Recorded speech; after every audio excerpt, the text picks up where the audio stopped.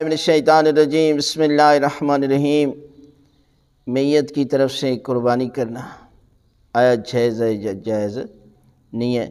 تو یہ ہے کہ میت یا مرحوم کی طرف سے قربانی کرنا جائز ہے، بہت بڑا ثواب ہے اور بہت بڑا اجر ہے، اس لیے کہ قربانی خود سنت موقدہ ہے، واجب نہیں ہے، لیکن اس کی فضیلت بے پناہ ہے۔